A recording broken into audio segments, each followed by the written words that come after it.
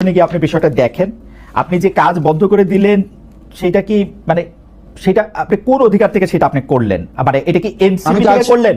NCP থেকে করলেন?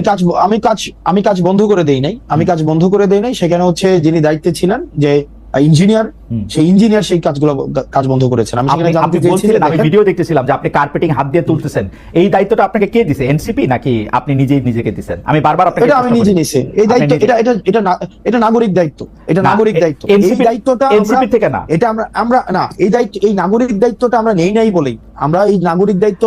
নাই বলেই, এতদিন পর্যন্ত আমাদের নেতারা আমাদেরকে বুঝাইতে পারছে।